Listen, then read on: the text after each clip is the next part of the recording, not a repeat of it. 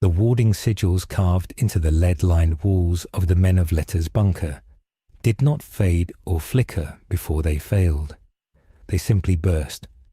Molten iron ran down the concrete like weeping sores as the foundational magic, designed to repel archangels and princes of hell, shattered under a pressure that possessed no demonic signature. Sam Winchester was thrown against the map table, his ears ringing with a sound that was not noise, but the psychic scream of the ley lines beneath them snapping one by one. The bunker, a fortress built to withstand the apocalypse, groaned as its structural integrity was tested not by force, but by a sudden, violent rewriting of the local laws of physics.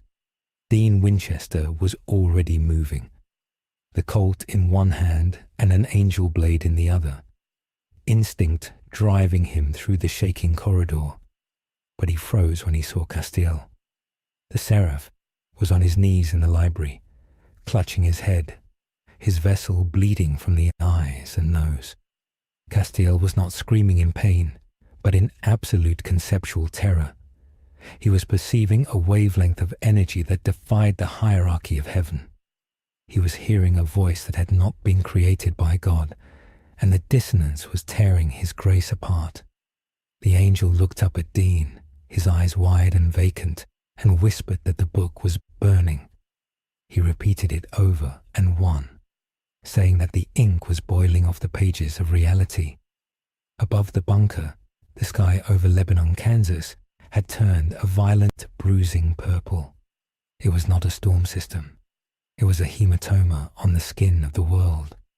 The dimensional membrane, the strict delineation between Earth and the emptiness outside of Chuck's creation, was bulging inward.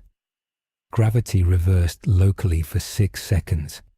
Cars floated off the highway, suspension springs groaning, before crashing back down as the laws of nature violently corrected themselves.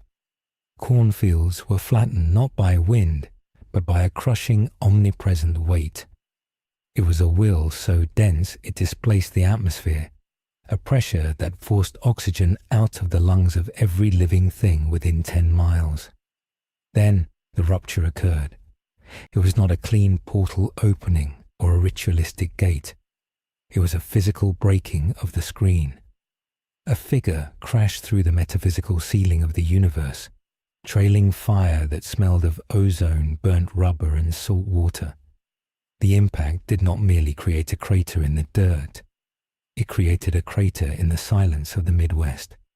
A shockwave of pure, unfiltered domination rolled out, knocking birds from the sky and forcing every supernatural entity within a 300-mile radius to the ground.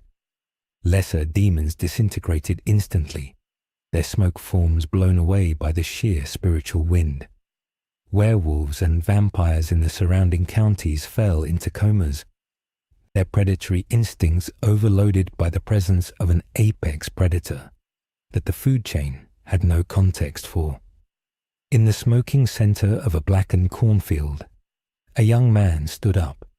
He dusted off his shorts and adjusted a straw hat that had miraculously stayed on his head. To the Winchesters, watching on the bunker's flickering surveillance monitors as the static cleared, the reading was impossible. There was no soul reading. There was no monster signature. There was no grace. There was only a blinding, white-hot sun where a human presence should be, a reactor of chaotic energy that refused to be categorized. Far away, in a darker place, the being known as God dropped his pen. The story he had been writing for eons had just stopped. A new sentence had forced its way onto the page, written in a handwriting he did not recognize, and for the first time since the beginning of time, the author did not know what happened next. The smoke that rose from the crater in the cornfield was not grey or black, but a shimmering, heat-hazed white that defied the overcast Kansas sky. It carried a scent that had no business existing in the American Midwest, a thick, brine-heavy odor of deep ocean salt and ozone, mixed with the scorched earth smell of a lightning strike. The silence that followed the impact was absolute. The crickets had stopped. The wind had died. Nature itself was holding its breath in the presence of a predator it could not categorize. Sam Winchester sat in the passenger seat of the Impala, his knuckles white as he gripped the handle of a demon-killing knife. His laptop was open on his knees, running a diagnostic program that monitored the global ley lines. But the screen was a chaotic mess of red error bars. The bunker's sensors were not malfunctioning. They were simply reading a value that exceeded their calibration. According to the data, a gravitational singularity had just touched down 3 miles from their home. Yet the Earth was not being swallowed. Instead, the local reality was bending around the intrusion point like a bruise.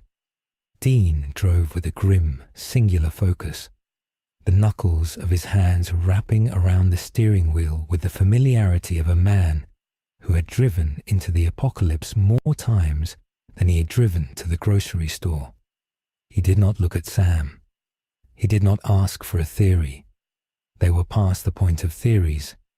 When the sky turns purple and the gravity fails, the playbook shrinks to a single page. Assess, contain, destroy. Castiel sat in the back, his trench coat rumpled, his eyes fixed on the horizon, where the pillar of white smoke climbed into the atmosphere. The Angel was vibrating with a low-frequency hum of distress. To human eyes, he looked calm, but to the Winchesters, who knew the micro-expressions of their celestial friend, Castiel was terrified. He could hear something they could not. The Angel radio, the telepathic frequency that connected all celestial beings, was usually a cacophony of orders, prayers, and static. Now, it was screaming, not in Enochian, not in tongues, but in a raw, primal feedback loop of confusion. Whatever had fallen from the sky did not have a soul, yet it burned with a life force, so dense it eclipsed the sun. Castiel felt as though he were looking at a star that had decided to walk the earth in human skin. The Impala crunched over the gravel of a service road and came to a halt 50 yards from the edge of the crater. The heat radiating from the field was intense enough to warp the air above the hood of the car. Dean killed the engine. The silence rushed back in, heavy and oppressive. They exited the vehicle in perfect synchronization, weapons drawn, safety catches off. Dean held a grenade launcher loaded with a round dipped in spell work designed to bind witches. Sam held an angel blade and a modified Glock loaded with rounds carved with devil's traps. Castiel stepped out last, his angel blade sliding from his sleeve into his hand. They moved toward the rim of the crater in a tactical spread.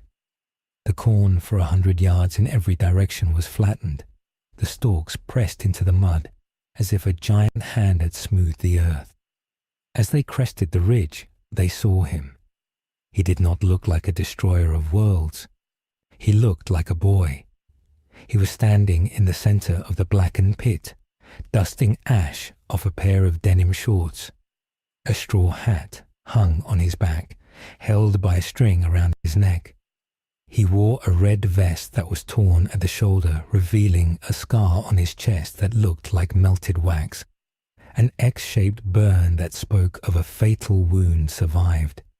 He was lean, wiry, and seemingly unarmed. He looked around the cornfield with a confused, almost childlike expression, scratching the back of his head. He kicked a clod of dirt, watched it crumble, and then his stomach growled. The sound was loud enough to be heard 50 yards away, a rumble that vibrated in the chests of the hunters. Dean signaled for them to hold. This was the most dangerous moment of any engagement, the classification error. If this was a pagan god, it would demand sacrifice. If it was a shifter, it would try to blend in. If it was a demon, It would mock them. This entity did none of those things. It simply sniffed the air, frowned, and shouted a single word into the empty field. Meat. The language was Japanese, but the intent was universal. The Winchesters, aided by translation spells woven into their ribs years ago, understood him perfectly. Dean stepped forward, lowering the grenade launcher slightly, but keeping his finger on the trigger. He shouted for the entity to freeze. He identified himself as Federal Agent Page. It was a reflex, a lie that had worked on sheriffs and cult leaders, but it died in the air before it reached the boy in the crater. The boy turned. When his eyes met Dane's, the hunter felt a physical blow to his solar plexus. It was not a psychic attack. It was the weight of the boy's presence. The eyes were black, wide, and seemingly simple, but behind them lay a depth of will that felt like looking down the barrel of a tank. The boy did not flinch at the weapons. He did not analyze the threat. He simply looked at them as obstacles between him and his next meal. He tilted his head. He asked where the ocean was. He asked where his ship was. He asked if they had food. Sam stepped up beside Dean, his analytical mind racing. The boy's body temperature was running at nearly 120 degrees, radiating waves of heat that made the air shimmer. His heartbeat was slow, too slow, thumping with a heavy hydraulic rhythm that shouldn't be possible for a human physiology. Sam tried the standard exorcism rite use, muttering the Latin under his breath, testing the reaction. Nothing happened. The boy didn't even blink. He wasn't possessed. There was no demon smoke to expel. Sam switched to the rite use for expelling angels. Again, nothing. The boy took a step forward, climbing the slope of the crater with loose, rubbery movements. Dean fired. He didn't wait for a hostile action. In his experience, things that fell from the sky and ignored exorcisms were extinction-level events waiting to happen.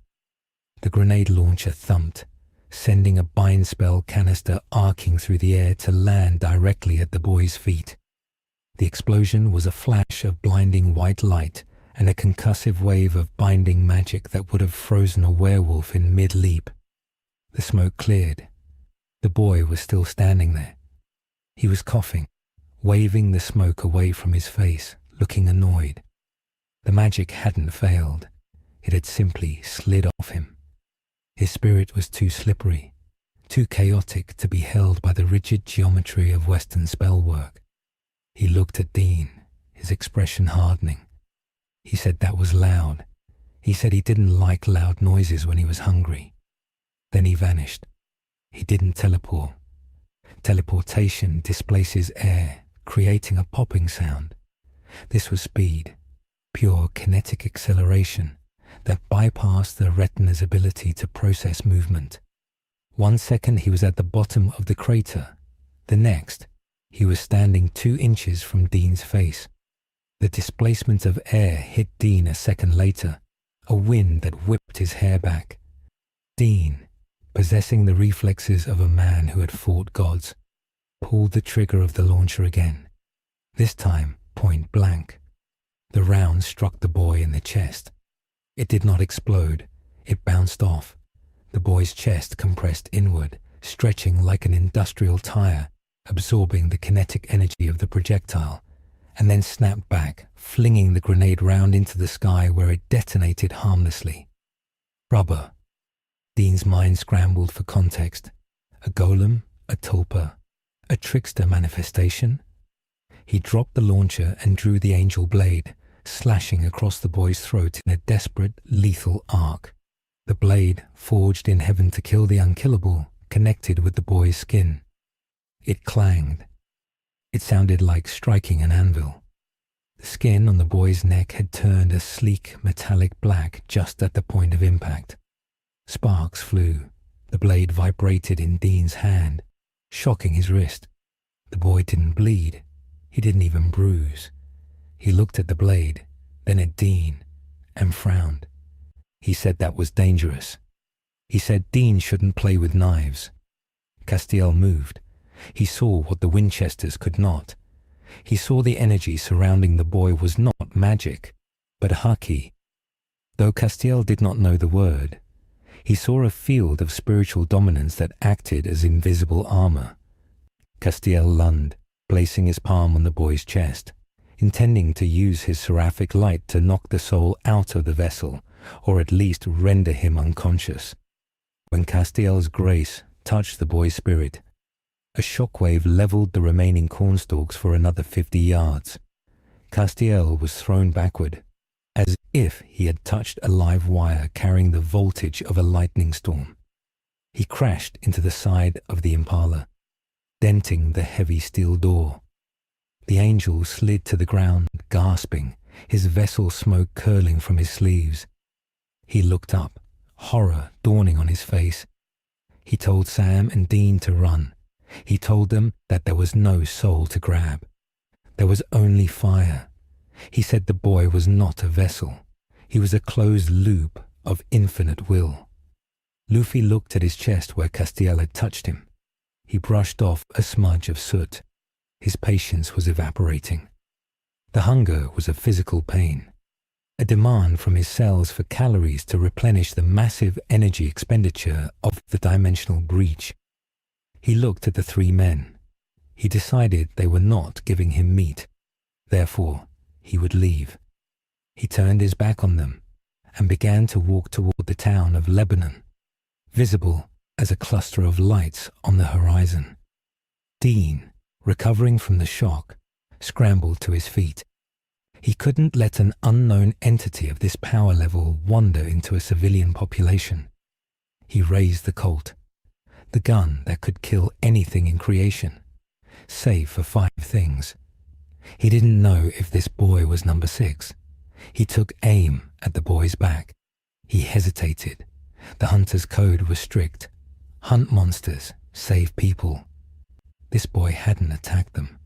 He had defended himself, but the potential for destruction was off the charts. Sam put a hand on Dean's arm, pushing the barrel down. He shook his head. He whispered that if the angel blade didn't cut him, a bullet wouldn't stop him. And if they missed, they would just make him angry. They needed to regroup. They needed to understand what they were dealing with. They watched Monkey D. Luffy walk away, his straw hat bobbing with his stride. As he walked, the reality around him seemed to settle. The purple sky faded back to grey. The gravity normalized. But the dread remained. The Winchesters knew that the calm was deceptive. They were not watching a monster walk away. They were watching a natural disaster moving toward a population center. Luffy reached the outskirts of Lebanon 20 minutes later. The walk had done little to quell his hunger. The town was quiet, a typical mid-western grid of streets, a gas station, a library, and a diner. To Luffy, it looked like a generic island village, though the architecture was strange and the smell of the air was dry and dusty. He didn't care about the architecture. He cared about the smell of frying grease drifting from a building with a neon sign that buzzed and flickered. Pat's Diner. He pushed the door open. The bell jingled. The diner was half full. Truckers, local farmers, a waitress named Betty who had been pouring coffee in Lebanon for 30 years. They all looked up. They saw a shirtless, scarred teenager in denim shorts and a straw hat. They saw the soot on his skin. They saw the wild, feral look in his eyes. Luffy walked to the counter and sat on a stool. He spun the seat, enjoying the mechanism. Betty walked over, a pot of coffee in her hand, her expression a mix of maternal concern and wariness. She asked him if he was okay, if he had been in an accident. Luffy looked at the menu, but the words were English, and while the translation magic allowed him to speak and understand spoken language, reading was a different cognitive pathway that hadn't bridged yet. He pointed at a picture of a burger. He held up one finger. Then he held up 10 fingers. Then he opened his arms wide to indicate the entire kitchen. He said he wanted all of it. He said he had no money, but he would pay them back when he found his treasure. Betty blinked. The absurdity of the request disarmed her. She chuckled nervously and told him she could make him a burger, but he'd have to pay. Luffy slammed his hand on the counter. It wasn't a threat. It was a tantrum of hunger, but his strength was calibrated for a world where humans could survive cannonballs. The counter, a solid slab of formica and wood, cracked down the middle. The napkin dispenser exploded. The ketchup bottle shattered. The diner went silent. The truckers stood up, reaching for the heavy tactical knives or concealed pistols that many carried in this part of the country. Luffy looked at the broken counter, surprised. He muttered that everything in this world was made of paper. Back at the bunker, the situation room was active. Sam was cross-referencing the symbol on the boy's chest with every database they had. Nothing. No occult significance, no gang sign, no known demon marking. It was a scar. Simply a scar. Castiel was sitting at the map table, staring at his hands. He described the sensation of touching the boy. He explained that usually a human soul feels like a small, warm light. An angel feels like a cold, bright blade. A demon feels like rot. This boy felt like a storm. He felt like the concept of freedom weaponized. Castiel theorized that the boy was not from their multiverse. He suggested that God, Chuck, had discarded drafts of creation, and perhaps this was a survivor from a draft where the laws of physics were suggestions rather than rules. Dean was cleaning his weapons, his movements jerky and angry. He didn't like unknowns. He didn't like things he couldn't shoot. He grabbed his phone and dialed a number. He was calling Jody Mills, the sheriff of Sioux Falls, and a trusted ally. He needed a cordon. He needed the roads closed. He needed a cover story, chemical spill, terrorist threat, anything to keep people away from Lebanon. But it was too late for containment. In the diner, the situation had escalated. A trucker, a large man who didn't take kindly to vandalism, had grabbed Luffy by the shoulder, intending to throw him out. Luffy had reacted instinctively. He didn't punch the man. He simply shrugged him off.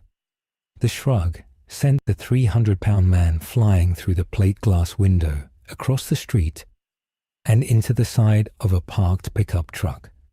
The man crumpled, bones broken, unconscious. The screaming started.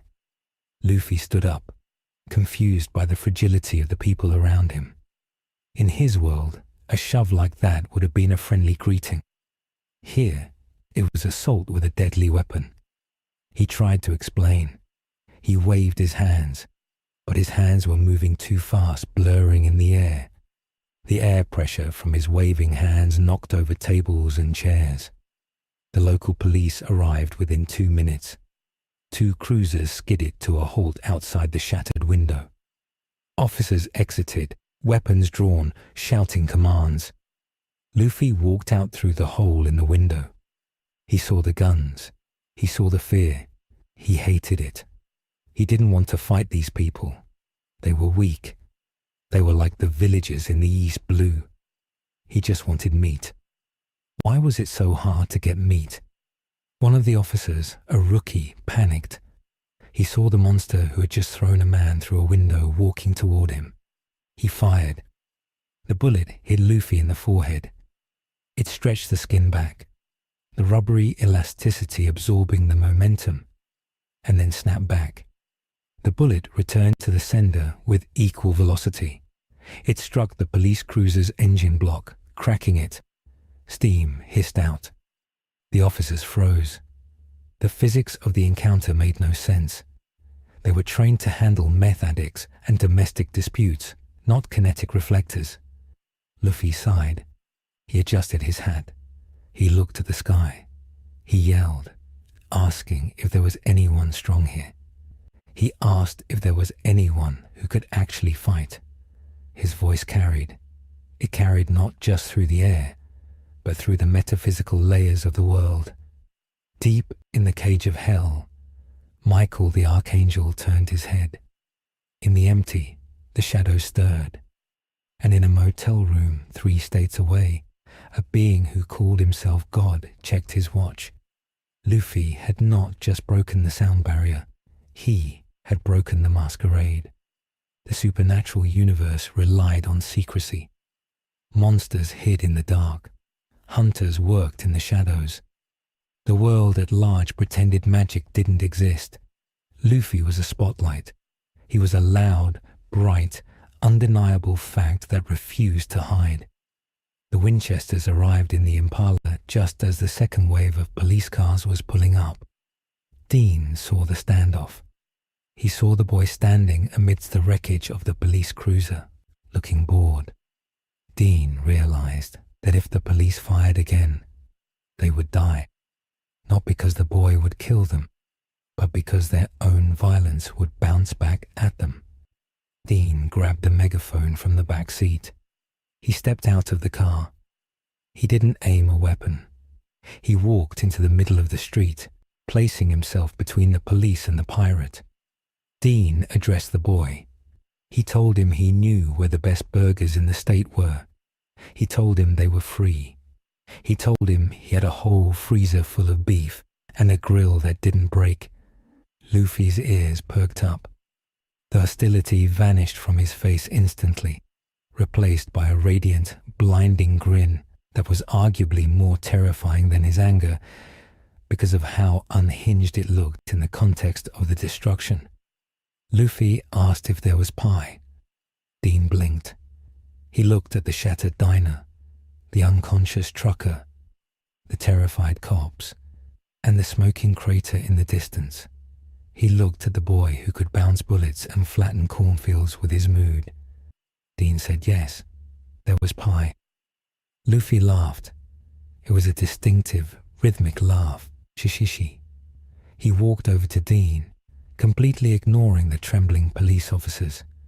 He patted Dean on the back. The force of the pat nearly dislocated Dean's shoulder. Luffy said he liked Dean. He said Dean was a good guy.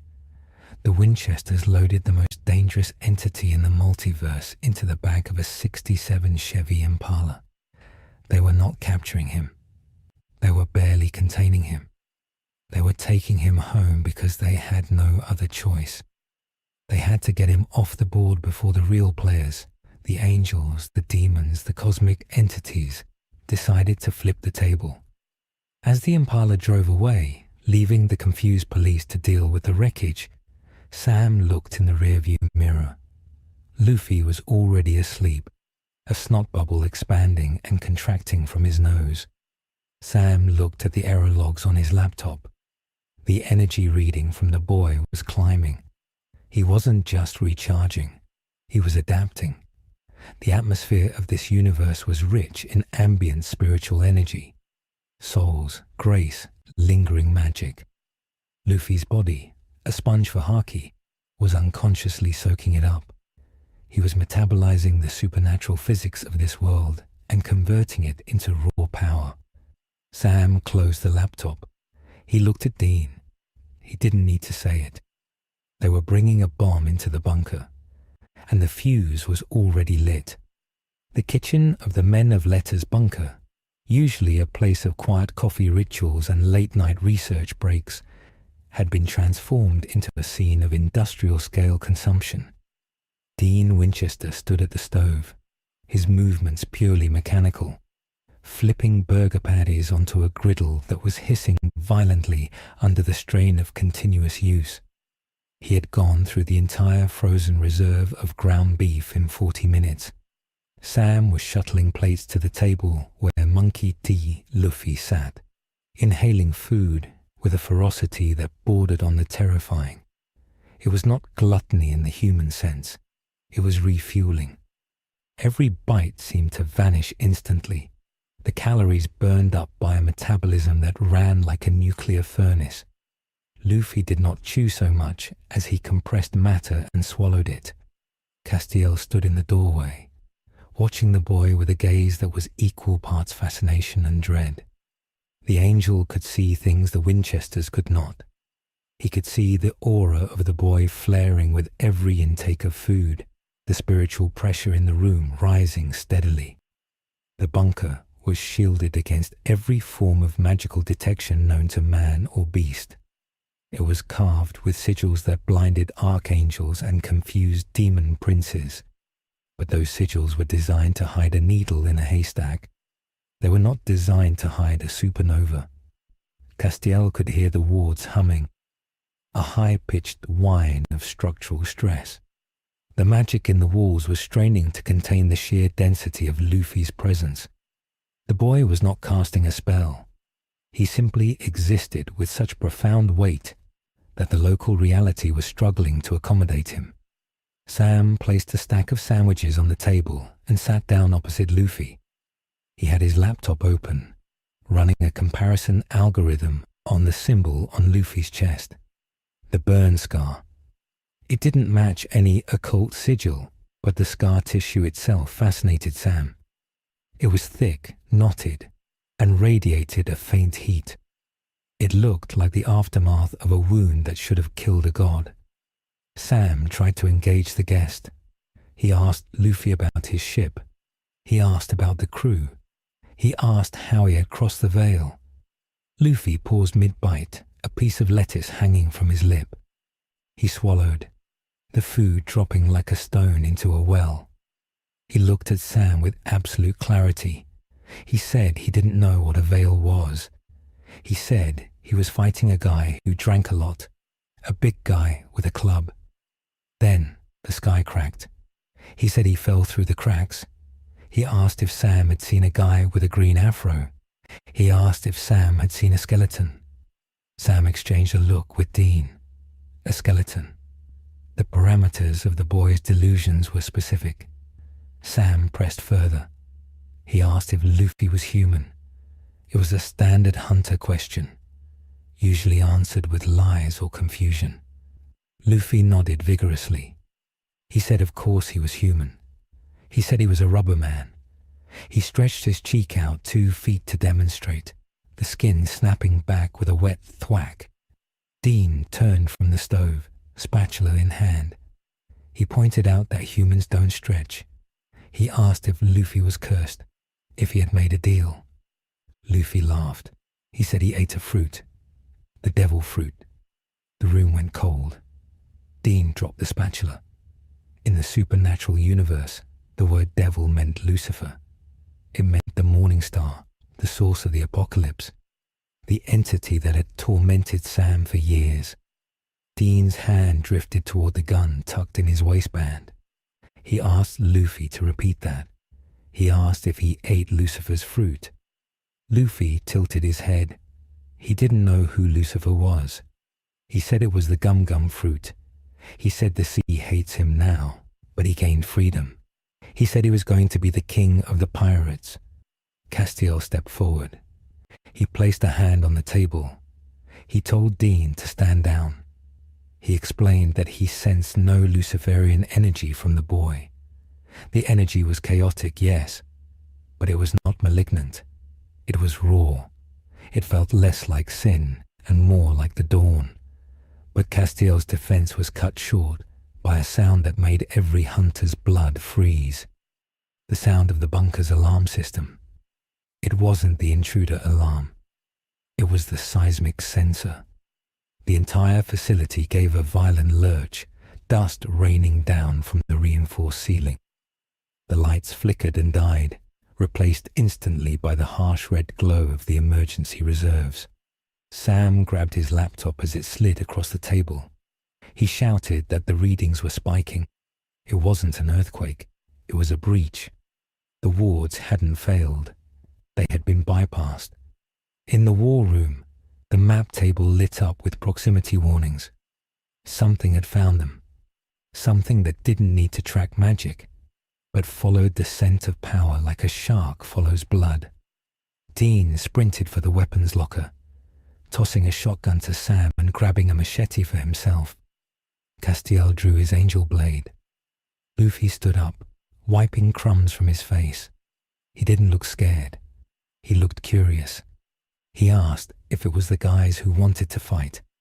The heavy steel door at the top of the bunker's staircase exploded inward. It didn't just open. It was torn from its hinges by a force of telekinetic violence that bent the metal like wet cardboard. 3 figures descended the stairs. They looked human. A mechanic, a businessman in a suit, a teenage girl, but their eyes were pitch black. Demons, but not standard grunt demons. These were high-level, disciplined, and moving with a military precision that suggested the influence of Hell's upper management. Behind them walked a man in a tailored black coat, his beard trimmed, his demeanor oozing bored sophistication. Crowley, the king of Hell. He held a glass of scotch in one hand and stepped over the twisted remains of the door with the grace of a host arriving at a party he hadn't been invited to. Crowley looked around the war room, his eyes landing on the Winchesters. He greeted them with his usual sardonic wit, asking if they were hosting a refugee camp. Then his gaze shifted to Luffy. The Demon King's smirk vanished. He didn't see a boy. He saw a resource. He saw a battery. He saw the source of the tremor that had shaken his throne in the nether regions. Crowley addressed Luffy directly. He introduced himself. He offered a deal. He said he could help Luffy find his friends. He said he had Crossroads demons who could scour the multiverse. All Luffy had to do was come with him. Dean racked the shotgun. He told Crowley to get the hell out. He said the boy wasn't for sale. Crowley snapped his fingers. The 3 demons moved. They didn't attack the Winchesters. They launched themselves at Luffy. It was a capture mission. They intended to restrain him, bind him, and drag him to the cage for study. The first demon, the mechanic, lunged with supernatural speed, grabbing Luffy's arm. The demon's strength was enough to flip a car. He pulled, expecting the boy to crumble. Luffy didn't move. He looked at the hand gripping his arm. He frowned. The demon pulled harder. Nothing. Luffy was rooted to the floor, not by weight, but by a sudden shift in his center of gravity that defied physics. Luffy said, "Don't touch him." The demon sneered and opened his mouth, unleashing a stream of black smoke, his true essence, intending to possess the boy. This was the ultimate weapon of the demonic host. Physical strength didn't matter if they could hijack the pilot. The smoke poured into Luffy's mouth and nose, forcing its way down his throat. Sam screamed. Possession was usually a one-way trip. Once a demon was in, the human was a passenger in their own body. But then the screaming started. It wasn't Luffy. The black smoke that had entered Luffy suddenly turned a violent, incandescent white. It wasn't holy light. It was friction. The demon essence was trying to occupy a space that was already filled to infinite capacity with haki. The demon's soul was being ground into dust by the spiritual pressure inside Luffy's vessel. The smoke shot back out of Luffy's mouth, not as a coherent cloud, but as wisps of disintegrating ash. The demon's host body, the mechanic, collapsed, eyes burning out, dead before he hit the floor. The demon hadn't just been expelled, it had been erased. The frequency of Luffy's spirit was incompatible with the corruption of hell. It was like trying to pour sludge into a fusion reactor. Luffy coughed, waving his hand in front of his face. He said that tasted like burnt rubber. He said it was gross. The other 2 demons froze. They had never seen a demon die like that. Not by a blade, not by a spell, but by sheer incompatibility. They looked to Crowley. Crowley took a step back. For the first time in centuries, the King of Hell felt a flicker of genuine uncertainty. He realized the mistake. This wasn't a power source. This was an antibody. Luffy looked at the remaining demons. His eyes narrowed. The playful demeanor evaporated, replaced by the hardened gaze of a captain who sees a threat to his freedom. He didn't shout. He didn't pose. He simply released it. Conqueror's haki. It didn't look like anything. There was no beam of light. There was only a sudden, crushing downward pressure on the consciousness of every living thing in the room. The air grew thick and heavy. The lights in the bunker exploded, showering the room in sparks and glass. The two remaining demons didn't just faint. Their host bodies suffered massive cerebral hemorrhages as the demonic entities inside them were crushed by the weight of Luffy's will. They fell instantly, blood leaking from their ears.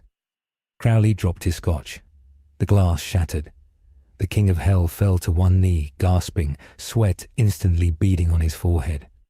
He was an entity of immense power, but his power was borrowed, political, structural. Luffy's power was intrinsic. Crowley felt like a candle in a hurricane. He clawed at the table, trying to stand, his vision swimming. The Winchesters and Castiel were not spared, though the focus wasn't on them.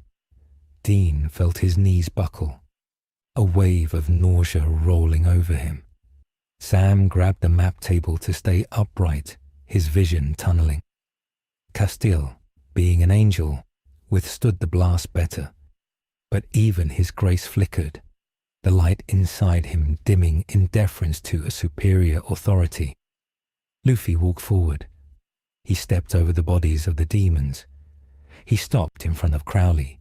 He looked down. He asked if Crowley was the one in charge of the bad guys. Crowley looked up, his eyes flashing red, trying to summon his telekinesis, trying to snap the boy's neck. He couldn't focus. The intimidation was absolute. It hijacked the fear centers of the brain and the soul simultaneously. Crowley whispered that he was a king. Luffy adjusted his straw hat. He said he didn't care about kings. He said he was going to be the pirate king. Then he punched Crowley. It wasn't a serious punch. It was a dismissal. But it connected with the king of Hell's jaw, with enough force to generate a sonic boom in the confined space. Crowley flew backward, smashing through the wooden shelves of the library, through a plaster wall, and into the concrete foundation of the bunker. He didn't get up. He was out cold, his vessel broken, his essence traumatized. The silence that followed was heavy with dust and the smell of ozone. The emergency lights flickered back on, dim and red. Dean pulled himself up, wiping blood from his nose. The pressure had lifted, but the aftershocks remained. He looked at Luffy. The boy was shaking his hand, wincing. He said the guy's face was hard. Sam stumbled over to the demon bodies. He checked for a pulse. Nothing. They were dead. But it was the nature of the death that disturbed him. The demon smoke was gone. Usually, when a host dies, the demon flees. These demons hadn't fled. They had ceased to exist. Luffy hadn't just knocked them out. He had severed their connection to reality. Castiel walked over to Crowley. He checked the king. Alive, but barely. The angel looked at Luffy with a new expression. It wasn't fear anymore. It was the recognition of a crisis. Castiel spoke quietly. He said that what Luffy just did, the projection of will, was a declaration of war. He said that the flare of energy would not just be felt by demons. It would be felt by heaven. It would be felt by the entities that slept in the spaces between worlds. Luffy grabbed another sandwich from the table, which had miraculously survived the fight. He took a bite. He asked what was next. What was next arrived 30 seconds later. The bunker's warning sirens began to wail again. But this time the pitch was different. It was the Angelic proximity alarm. The radio on the shelf crackled to life. A voice, cool, melodic, and terrifyingly arrogant, filled the room. It was not a voice the Winchesters recognized, but Castiel did. It was the voice of a throne, a high-ranking warrior angel from the garrison that guarded the Vale. The voice demanded the surrender of the interloper. It stated that the sanctity of the dimensional seal had been violated. It stated that the punishment was erasure. Dean grabbed the angel blade he had dropped. He looked at Sam. They were trapped. The bunker had one exit, and it was currently blocked by what sounded like a legion of angels. Luffy finished his sandwich. He looked at the ceiling. He could hear them. He could hear their voices, distinct from the demons. These voices were sharper, colder. He asked if they were strong. Castiel turned to Luffy. He implored him not to fight. He explained that angels were not demons. They were the architects of reality. If Luffy fought them here, the collateral damage would destroy the bunker. It might destroy the town above them. Luffy looked at Dean. He saw the worry in the hunter's eyes. He saw the way Sam was frantically trying to load a shotgun with salt rounds that would be useless against this threat. Luffy understood one thing. These people had fed him. They were his friends now, and his friends were scared. Luffy walked to the stairs. He didn't run. He walked with a heavy, purposeful gait. His skin began to turn a reddish hue. Steam began to rise from his shoulders. He pumped his legs, the blood accelerating through his rubber veins, shifting gears. Gear second. The air around him hissed. He looked back at the Winchesters. He told them to stay there. He said he would handle the noisy birds. Luffy vanished. He moved so fast that the wind of his departure blew the papers off the map table. He shot up the stairs, through the broken door, and out into the Kansas night. Outside, the sky was full of light. 6 angels hovered in formation, their wings unfurled, swords of celestial fire in their hands. They were preparing a combined smiting, a focused beam of holy energy designed to vaporize the bunker and everything in it. Luffy appeared in the air above them. He didn't fly. He kicked the air, compressing it until it became solid enough to stand on. Skywalk. The angels looked up, startled. They had expected a monster on the ground, not a boy in the sky. Luffy spun, his legs stretching, twisting, building torque. He didn't use haki this time. He used pure kinetic force. Gum Gum Whip. His leg snapped out like a suspension bridge cable, sweeping across the formation. The angels tried to block with their blades. It was a mistake. The force of the impact shattered their guard.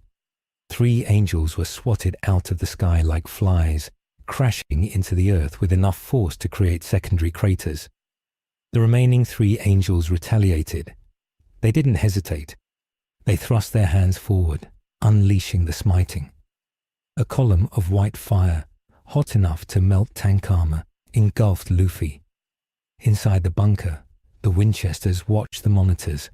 The external cameras went white. Sam shouted. No one survived a direct smiting. It was the nuclear option. But the light didn't fade. It bent. In the center of the column of fire, Luffy was screaming. But it wasn't a scream of pain. It was a scream of effort. He was coated in armament haki, his skin shining like obsidian. The holy fire washed over him, burning his clothes, singing his skin. But it couldn't penetrate the armor of his will. He was forcing the energy outward, pushing the smiting apart with his bare hands. This was the catastrophe. The energy of the smiting, unable to incinerate its target, had to go somewhere. It reflected off Luffy's haki and slammed into the ground, not as a focused beam, but as a chaotic splash. The earth screamed. The shockwave cracked the concrete roof of the bunker. Below ground, the structural supports groaned. The library ceiling collapsed, burying the research tables in tons of dirt and concrete. The water mains burst. The power grid fried permanently. The Winchesters dove under the map table as their home, their fortress. The legacy of the men of letters began to die around them. The wards, already stressed, shattered. The protection was gone. The bunker was just a hole in the ground now. Above, Luffy broke through the fire. He was burned, smoking, and furious. He wound his arm back, his fist swelling to the size of a truck tire. Bone balloon. Gear third. He coated the giant fist in haki. He punched the lead angel. The impact was felt in Omaha. The angel didn't just die. His vessel was atomized. The explosion of grace was blinded by the shockwave of air pressure. The remaining angels fled. They didn't retreat. They rooted. They had witnessed the impossible. A mortal had punched a hole in the host of heaven. Luffy fell from the sky, shrinking back to his normal size. He landed in the wreckage of the bunker's entrance. He was breathing hard, his chest heaving. The steam pouring off him was thick and hot. He looked at his hands. They were trembling. The energy of this world was toxic. The smiting hadn't burned him, but it had sickened him. He felt heavy, nauseous. Dean and Sam clawed their way out of the rubble of the war room. They were covered in dust, bleeding from minor cuts. They climbed the ruined stairs, emerging into the night air. They saw the devastation. The cornfield was gone. The road was gone. The entrance to the bunker was a jagged scar in the earth. Their home was compromised. Luffy looked at them. He tried to smile, but it was weak. He said he got them. He said they were safe. Dean looked at the ruin of the bunker. He looked at the boy who had saved them by destroying their sanctuary. He realized then that safe was a word that no longer applied. The bunker was gone. The angels knew. Hell knew. Dean walked over to the Impala, which was parked far enough away to have survived the blast, though its windows were cracked. He opened the trunk. He started loading weapons. He didn't say a word. Sam supported Castile, who was limping. They moved to the car. Luffy stood there, swaying. Sam grabbed his arm. He told him to get in. They drove away from the burning ruin of the Men of Letters bunker. They were homeless. They were hunted. And in the back seat, Luffy was shivering. A fever taking hold as the laws of physics that he had violated began to exact their price on his biology.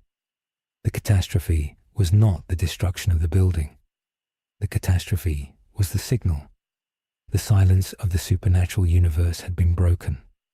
Every predator in the dark, every cosmic horror, every ancient god now knew exactly where the energy was. As the Impala disappeared down the road, a shadow materialized in the crater where the angel had died. It was not a demon. It was not an angel. It was a woman with empty eyes and a dark aura that seemed to absorb the starlight. Amara, the darkness. She looked at the lingering traces of haki in the air. She tasted the chaotic will. She smiled.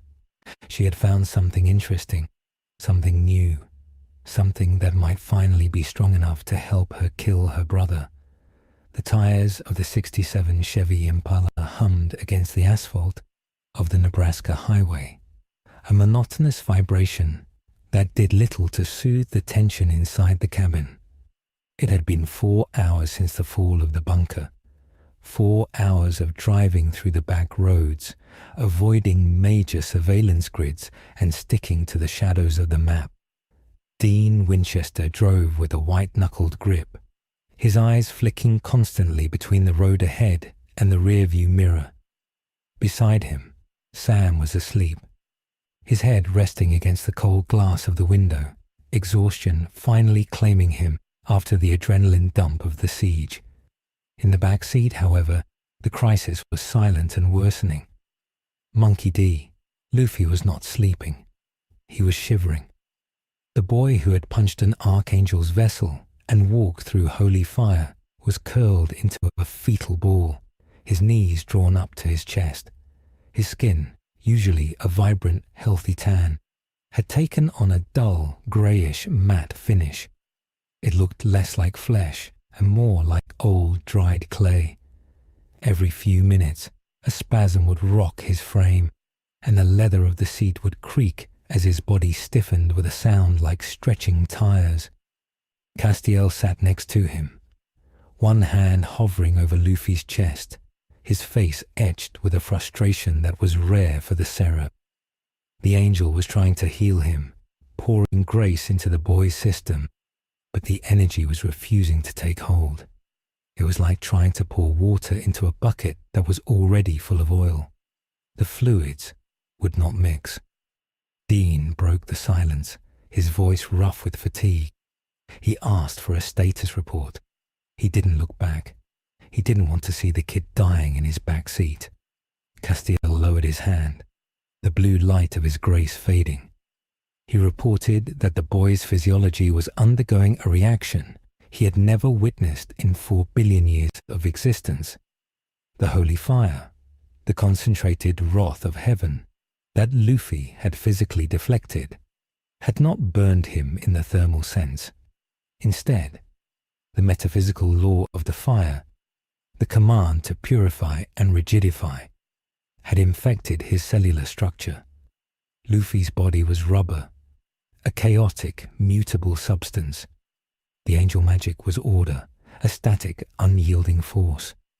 The two were warring inside his veins. The result was vulcanization. Luffy was hardening. He was slowly turning into a statue. Dean cursed and hit the steering wheel.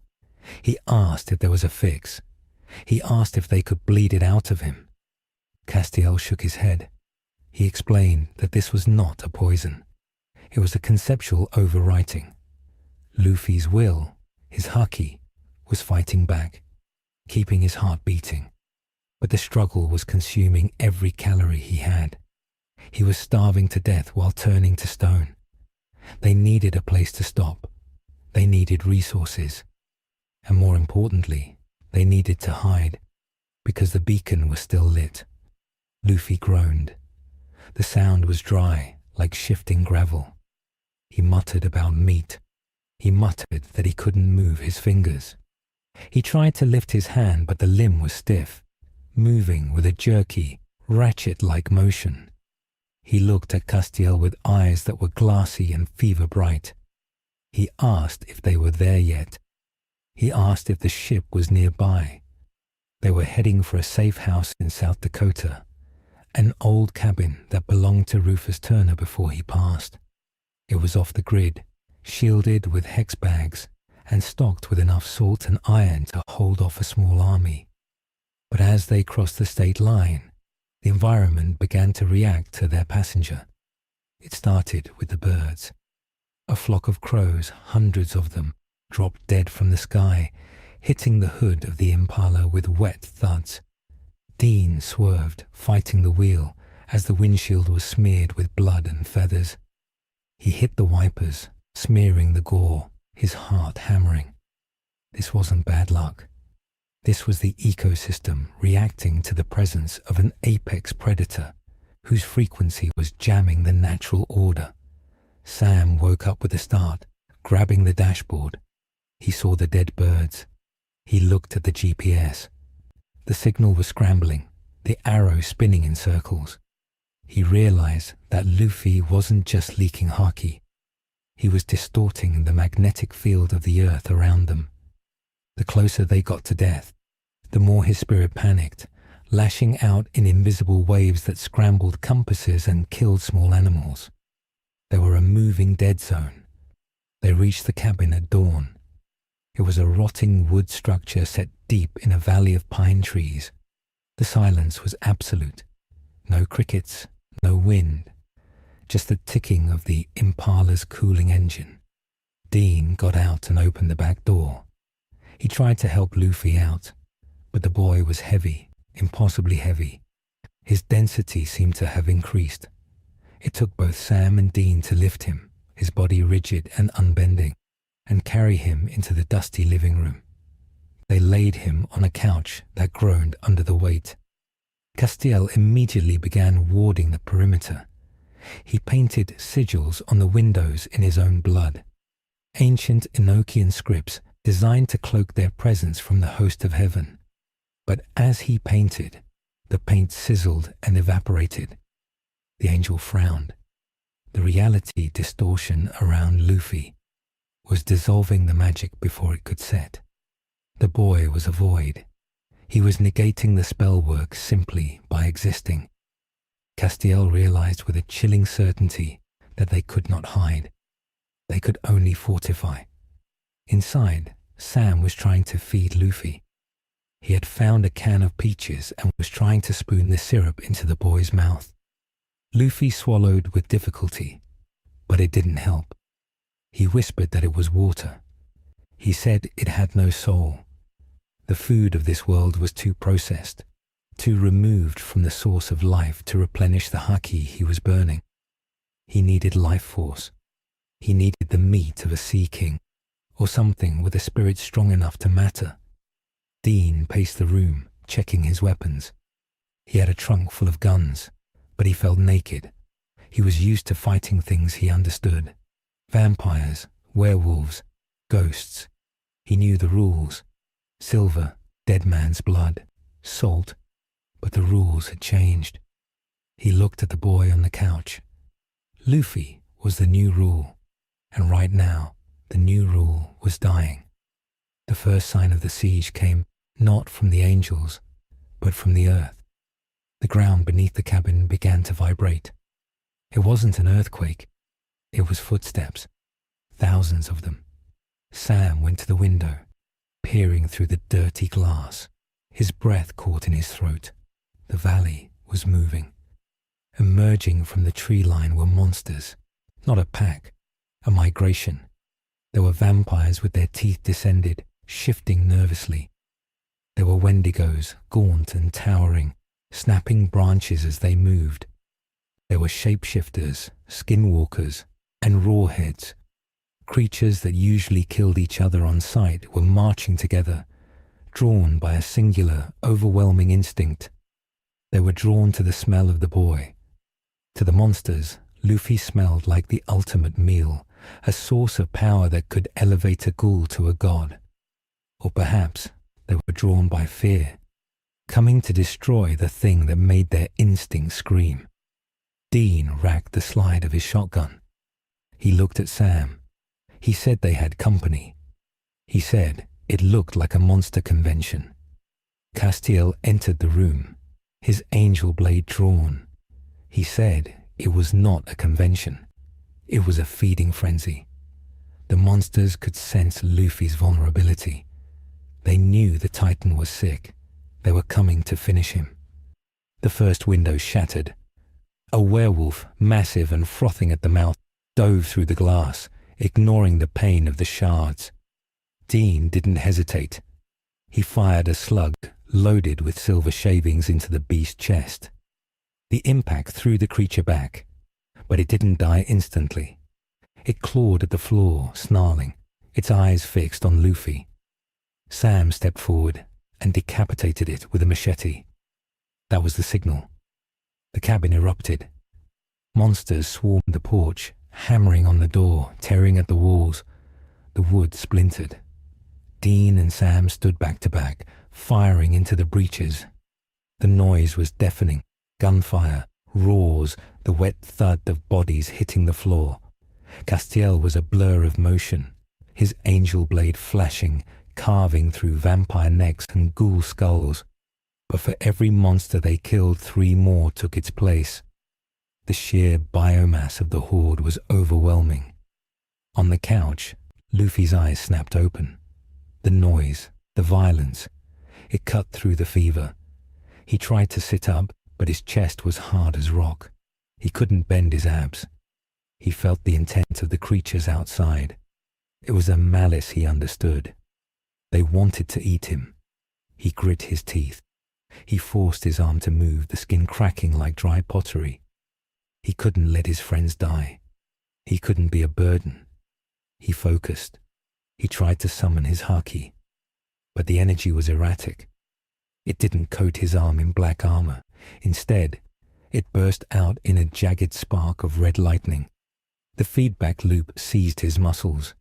He coughed blood, and the blood was thick and dark, sizzling on the floorboards. A rawhead, a creature of raw muscle and hate, broke through the floorboards, grabbing Luffy's leg. The monster sank its teeth into Luffy's calf. Dean screamed Luffy's name and spun around, blowing the rawhead's brain out with the shotgun. But he saw it. He saw the teeth marks on Luffy's leg. They hadn't punctured the skin. The skin was too hard, but the pressure had cracked the statue surface. A spiderweb fracture ran up Luffy's shin. He wasn't bleeding. He was chipping. Luffy looked at his leg. He looked at Dean. He said it didn't hurt. He said he couldn't feel it. That was worse. If he couldn't feel it, he couldn't gauge the damage.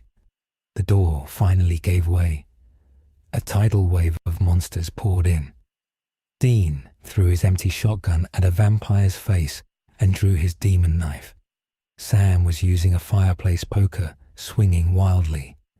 Castiel was glowing, his eyes burning with blue light, using a smiting touch on anything he could reach. But he was draining fast. Then the roof was torn off. It wasn't a monster. It was a beam of light.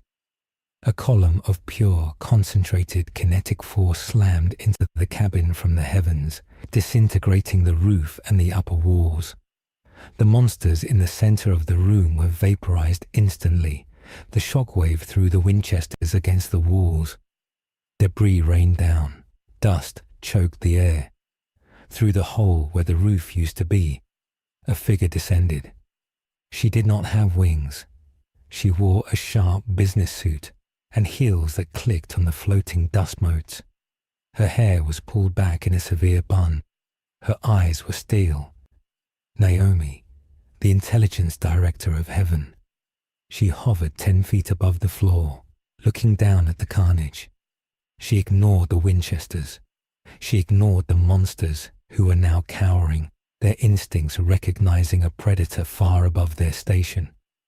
Her gaze locked on Luffy. She spoke. Her voice was amplified, echoing inside their skulls. She said the experiment was concluded. She said the anomaly had been studied enough. She raised her hand. A silver instrument, a drill-like device made of celestial steel, appeared in her grip.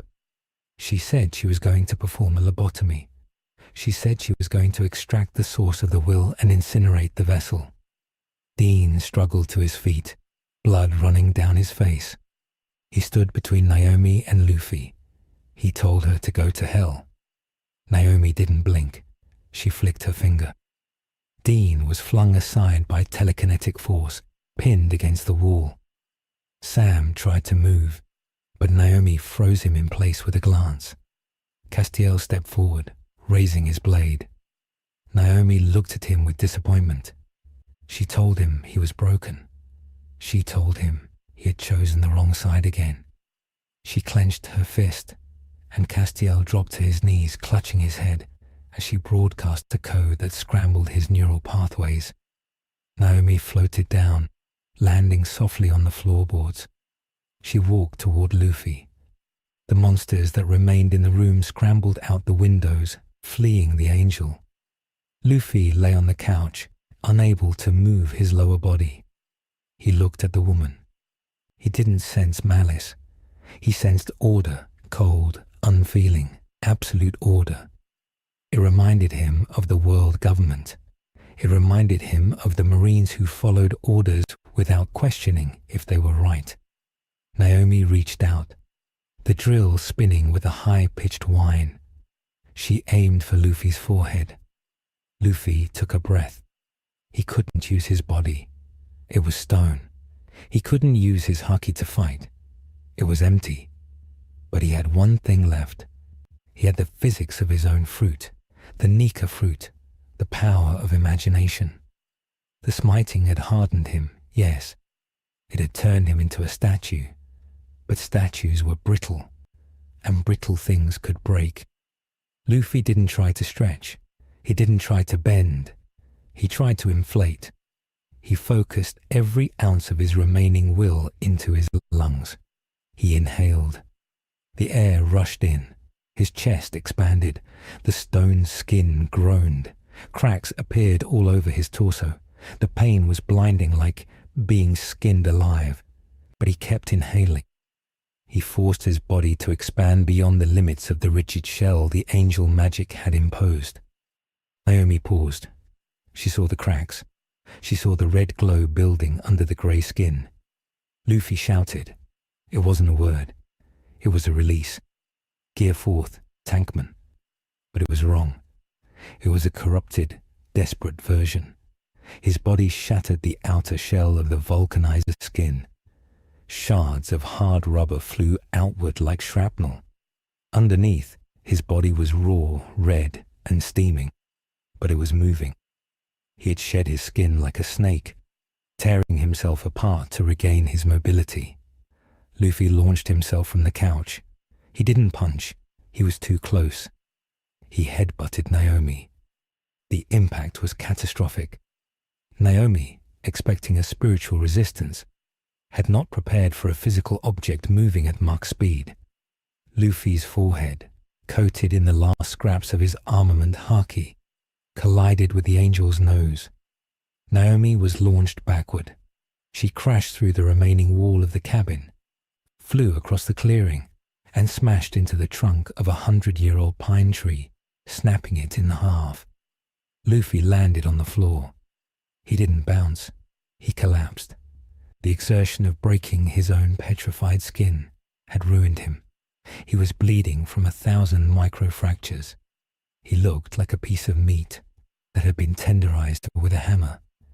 Dean dropped from the wall as Naomi's hold broke. He scrambled to Luffy. The boy was barely breathing. His chest was rising and falling in shallow, ragged gasps.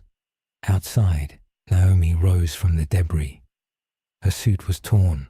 Her nose was crooked, bleeding glowing blue grace. Her eyes were wide with shock. An angel's vessel was durable enough to withstand a car crash, but this boy had nearly taken her head off. She floated up, her face twisting into a mask of cold fury.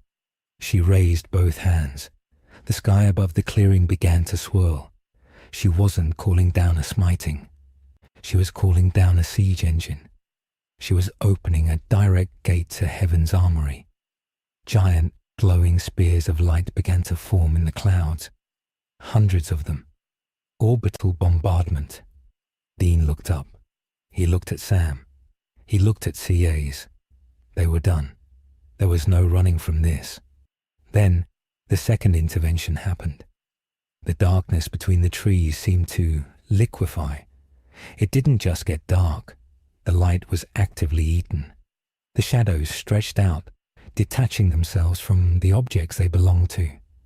A silence fell over the clearing, heavier and deeper than the silence of the woods. It was the silence of the void. Naomi froze in the air. She looked around, her confidence faltering. The spears of light in the sky flickered and went out, suffocated by the lack of existence to sustain them. From the shadows, a woman stepped out. She wore a long black dress with a plunging neckline. She had the mark of Cain on her collarbone. Amara. She didn't look at the Winchesters. She didn't look at Naomi. She walked past the line of trembling monsters that were still lurking at the edge of the woods. She walked straight to the ruined cabin. Dean raised his knife, his hand shaking. Amara flicked her hand, and the knife turned into dust. She walked up to Luffy. She looked down at the broken, bleeding boy. She sensed the void in him. She sensed the hunger. It resonated with her. She was the darkness, the hunger that existed before creation. He was a boy whose power was a bottomless pit. She knelt. She placed her hand on Luffy's forehead. She didn't heal him. She didn't give him grace. She fed him. She poured a fraction of her own essence, the raw primordial darkness that existed before God said, "Let there be light," into him. Luffy gasped. His eyes flew open. The black pupils dilated until they consumed the iris. The red, raw skin of his body turned a deep, bruised purple. The steam rising from him turned cold. Amara stood up. She looked at Naomi, who was now trembling visibly in the air. Amara spoke. Her voice was soft, but it carried the weight of a collapsing star. She said that this one was interesting. She said she wasn't done watching him. She told Naomi to leave. Naomi didn't argue. She didn't postulate. She vanished. The director of heaven fled at the speed of thought. Amara turned to Dean. She smiled, but it didn't reach her eyes. She said that she had given him a snack. She said the boy was now compatible with the void. She said to keep him entertained. Then she dissolved into smoke and was gone. The clearing was quiet. The monsters had fled. The angel was gone. The darkness had left. Dean looked at Luffy. The boy sat up. He looked at his hands. They were dark, shifting with a strange, shadowy energy. He clenched his fist. The air crunched. Luffy looked at Dean. He didn't smile. He looked confused. He said he wasn't hungry anymore, but he said he felt cold. Sam walked over, checking the readings on his EMF meter. The needle was broken. It had spun so hard it snapped off. Castiel stared at Luffy with horror. He whispered that Amara had not healed him. She had corrupted him.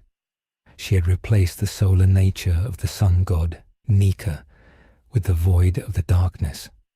Luffy stood up. He felt the power coursing through him. It wasn't the bouncy, joyful freedom of the drums of liberation. It was a heavy, silent power. He stretched his arm. It moved like oil, fluid and dark. He looked at the sky. He said he wanted to go. He said he wanted to find the guy who made the rules and punch him. Dean swallowed. They had survived the siege. They had survived heaven. But now they had a boy in their car who was powered by the sister of God, running on the fuel of the apocalypse. Dean opened the car door. He told them to load up. He said they needed to find a drink. The Impala rolling out of the devastated valley, leaving a trail of dead monsters and broken trees. In the back seat, Monkey D, Luffy, stared out the window, his shadow stretching long and dark across the passing fields, darker than any shadow had the right to be. The hero had been saved, but the sun had been eclipsed. The rain that lashed against the windshield of the Impala was not cleansing. It was black, oily, and smelled of sulfur. The weather systems of the Midwest had not recovered from the discharge of the energy at the cabin. The atmosphere was bruised. Dean Winchester drove with the headlights off, navigating by the light of lightning flashes that tore across the horizon in silent, jagged, rhythmic spasms. He had not spoken in 2 hours. The silence in the car was a physical weight pressing down on the occupants, born of a fear that none of them were willing to articulate. In the back seat, Monkey D, Luffy, sat perfectly still. He was no longer shivering. The frantic, metabolic shivering had been replaced by a terrifying, absolute stillness. His eyes were open, staring at the back of Dean's head, but they were not the eyes of the boy who had asked for pie. The pupils had expanded to swallow the irises, turning his gaze into 2 pools of Vantablack ink.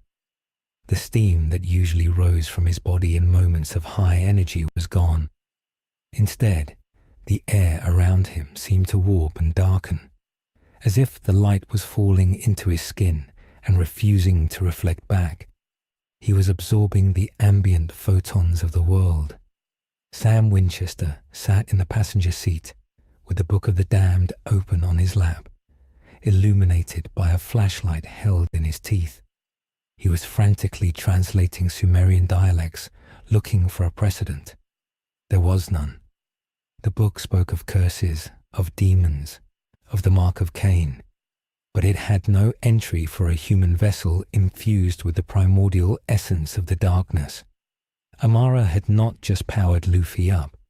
She had fundamentally altered the nature of his existence. She had taken a solar deity, the sun god Nika, and eclipsed him. Luffy was no longer running on the engine of liberation and joy. He was running on the engine of entropy and nothingness. Castiel sat next to Luffy, his angel blade drawn but resting on his knee. He was the only one who could truly perceive the scale of the tragedy. To his multi-dimensional vision, Luffy was no longer a boy. He was a singularity. The borders of his soul were fraying, dissolving into the space around him. Castiel knew that if they didn't find a way to stabilize him, Luffy would not die.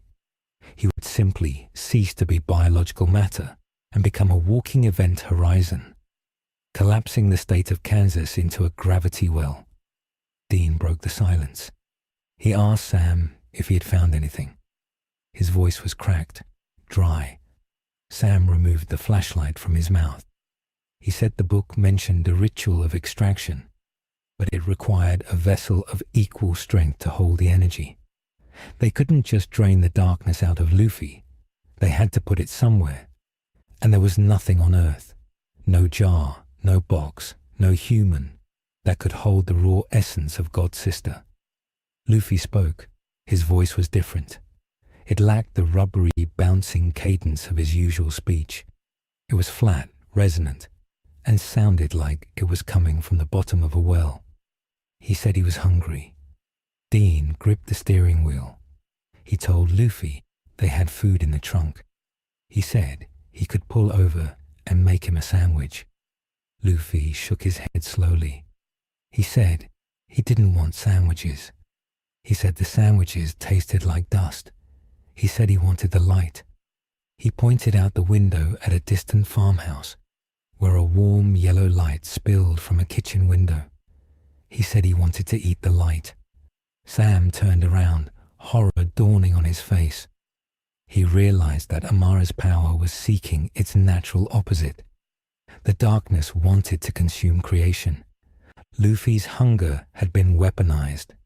If he started feeding on the existence of things, on the light and life of the world, he wouldn't stop until he was the only thing left. Dean slammed on the brakes. The Impala skidded to a halt on the wet asphalt. He turned around, his face hard. He told Luffy to listen to him. He said they didn't eat people. He said they didn't eat houses. He said that was the rule. Luffy looked at Dean. For a second, the blackness in his eyes swirled, and a flash of the old Luffy broke through, a flicker of confusion and hurt. He asked why he felt so empty. He asked why the drums had stopped. He clutched his chest, his fingers digging into the scar tissue. He said his heart wasn't beating. He said it was just cold. Castiel reached out and placed a hand on Luffy's shoulder. He told him that he was carrying a heavy burden. He told him to focus on his crew, to focus on his dream. He tried to anchor the boy to his humanity. But the moment of connection was shattered by a sudden, blinding spotlight. A helicopter roared overhead, its rotors chopping the heavy air. A beam of high-intensity light pinned the Impala to the road. Then came the vehicles. Armored SUVs, black and sleek, boxed them in from the front and rear. Men in tactical gear poured out, moving with a discipline that was far superior to the local police or the average hunter militia. They carried weapons that didn't look like standard firearms.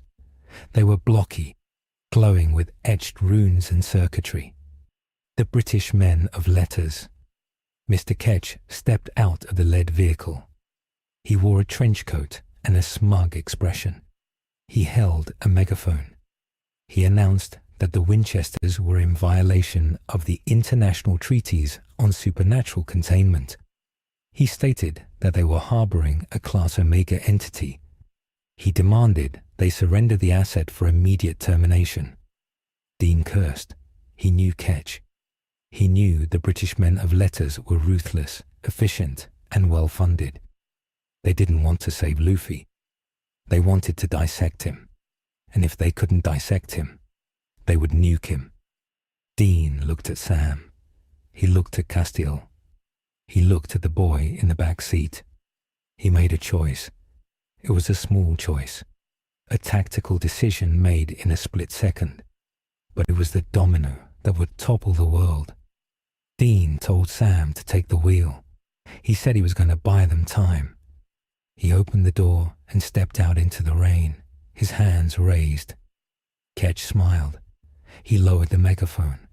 He walked forward, flanked by two operatives holding heavy rifles that hummed with magical dampening fields. Ketch told Dean he was making the sensible choice. He said the boy was a cancer. He said the Americans were too sentimental to do what needed to be done. Dean smirked. He said he wasn't surrendering. He said he was just stepping out of the blast radius.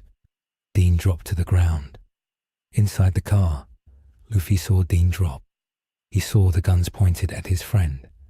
The logic of the darkness was cold and binary. Threat meant elimination. But the logic of Luffy was still there, buried under the void. Friends meant protection. The two conflicting imperatives crashed into each other and fused. Luffy didn't open the door. He exploded the car. Not with fire, but with expansion.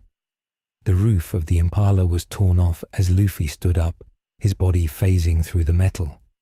He stepped out onto the road. The rain didn't touch him.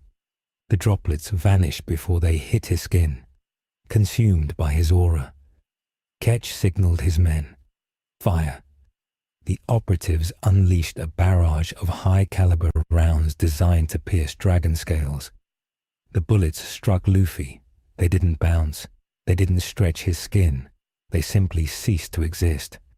They entered his personal space and were deleted from reality. Luffy looked at Ketch. He didn't scream. He didn't wind up. He simply extended his hand. Black hole. Pistol. His arm stretched. But it wasn't the rubbery pink stretch of his past. It was a shadow lengthening at sunset. The limb became a streak of darkness that bypassed the intervening space and connected with the lead SUV. There was no impact sound, no crunch of metal. The SUV simply folded in on itself. The engine block, the chassis, the tires, everything was crushed into a sphere the size of a baseball in less than a second. The fuel tank ignited, but the explosion was instantly swallowed by the gravity of the strike. The vehicle vanished. Ketch's smile disappeared. He had intel on the boy's rubber physiology. He did not have intel on this. He shouted for the suppression emitters. The helicopter overhead dropped a payload. It wasn't a bomb. It was a large metallic pyramid that slammed into the road behind Luffy. A second pyramid landed in front of him. A third and fourth landed on the sides. They activated instantly, projecting a tetrahedron of hard light energy around Luffy. This was the hypercube, a piece of technology stolen from the vaults of Atlantis, designed to trap gods. It severed the connection between the entity inside and the ley lines of the earth. Luffy was boxed in. The walls of the light cage hummed with a frequency that scrambled his nervous system. He fell to his knees. The suppression field was working. It was isolating the Amara energy, cutting off its food source. Ketch walked up to the edge of the field. He looked at the boy writhing on the ground. He said it was a pity. He said he would have liked to see what made him tick. He pulled a remote detonator from his pocket. He explained that the pyramids were also fusion bombs. He was going to vaporize the cage and everything inside it. Dean, still on the ground, screamed. He scrambled for his gun, but an operative kicked it away and pinned him. Sam and Castiel were trapped in the ruin of the Impala, held at gunpoint by another squad. Luffy looked up. He saw Dean bleeding in the mud. He saw Sam with a gun to his head. He saw the walls of the cage closing in. The suppression field was cutting him off from the world. It was starving him, but Ketch had made a fatal miscalculation. He assumed Luffy needed to draw power from the outside. He didn't realize that Luffy was now carrying a piece of the pre-creation void inside him. You cannot starve a black hole. You can only give it nothing to eat until it decides to eat the container. Luffy closed his eyes. He stopped fighting the suppression. He stopped trying to be Nika. He stopped trying to be the sun. The sun required fuel. The sun required hydrogen. The void required nothing. He went deep. He found the cold, dark knot that Amara had left in his chest. He grabbed it with his will. He didn't try to control it. He surrendered to it. He let the darkness replace his blood. Gear. Fifth. The voice was a whisper, but it echoed in the minds of everyone present. Version. Eclipse. The heartbeat returned. But it wasn't the drums of liberation. It wasn't the doom-da-da-da of joy. It was a slow, heavy distortion thrum. Womp, womp, womp. The ground beneath the asphalt turned into a black, viscous liquid. The light walls of the hypercube didn't break. They melted. The hard, light energy dripped down like wax. Luffy stood up. His hair had turned pure white, but it wasn't the floating cloud of Nika. It was a jagged, flowing mane of white flame that emitted black smoke. His clothes turned white, then inverted to black. His eyes were white circles with no pupils. He was a photo-negative of his awakened form. Ketch stepped back, dropping the detonator. He had hunted werewolves, vampires, jinn, and rogue angels. He knew fear, but this was primal. This was the fear a caveman feels when the fire goes out. Luffy laughed, but the laugh was distorted. She. It sounded like static. He grabbed the air. He didn't stretch his arm. He stretched the space. He pinched the distance between himself and the helicopter. The reality warped. The helicopter was suddenly yanked down from the sky as if attached to an invisible bungee cord. It crashed into the field of black liquid earth, sinking instantly without a splash. The operatives opened fire. Luffy grabbed the ground and flipped it. The road rose up like a carpet, a wall of black rubberized asphalt that swallowed the bullets and the men firing them. Dean watched, paralyzed. This wasn't fighting. This was rewriting. Luffy was treating the world like a cartoon, but a dark, twisted cartoon, where the gag was death. Luffy turned to Ketch. Ketch drew a pistol, his hands shaking. He fired. Luffy caught the bullet between his fingers. He looked at it. He squeezed. The bullet turned into a small black butterfly that fluttered away and then dissolved. Luffy walked toward Ketch. He said he didn't like this game. He said the rules were boring. He reached out and placed his hand on Ketch's chest. He didn't punch. He pushed. Gum gum. Void bell. The shockwave didn't go outward. It went inward. Ketch's body wasn't thrown back. It collapsed. His chest caved in, then his limbs, then his head. He was imploded into a singularity the size of a marble. Then he was gone. The remaining operatives broke. They dropped their weapons and ran. But running was difficult when the ground was rubber and the gravity was subjective. Luffy looked at them. He swept his arm horizontally. The horizon tilted. The men slid off the face of the earth, tumbling into the cornfields as the geography rearranged itself to suit Luffy's whim. The silence returned. The rain stopped. Or rather, the rain refused to fall in the zone of Luffy's influence. Luffy stood in the middle of the wreckage. He was panting. The white flame hair was flickering, fading. The black eyes were dull. He fell forward, face first into the mud. Dean scrambled to his feet. He ran to Luffy. He rolled him over. The boy was cold, ice cold. His heartbeat was so slow there were 10 seconds between thuds. Sam and Castiel extricated themselves from the car. Sam looked at the spot where Ketch had vanished. He looked at the melted remains of the Atlantis technology. Castiel knelt by Luffy. He looked terrified. He said that what they just witnessed was not combat. It was the imposition of a chaotic reality over a structured one. Luffy had forced the universe to dream his nightmare.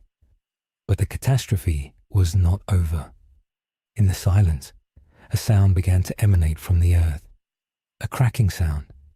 It came from deep below, from the tectonic plates, or perhaps deeper. Sam looked at his EMF meter. It was dead. He looked at the sky. The stars were moving. They were shifting position. Castiel stood up, looking south, toward the location of the cage, toward the rift in the mantle of the earth where Lucifer was bound. He said that Luffy's attack, the Void Bell, had not just killed a man. It had struck a frequency. The vibrations had traveled through the earth, through the dimensional barriers. The cage was designed to hold archangelic grace. It was designed to withstand holy fire and demonic siege. It was not designed to withstand the vibration of a rubber man powered by the void. Luffy had rung the bell, and someone had heard it. The ground split open 50 yards away. Not a fissure of magma, but a fissure of white, cold light. A hand reached out of the crack. It was a human hand, pale and elegant. It gripped the edge of the asphalt. Dean racked his shotgun, though he knew it was useless. He knew who it was.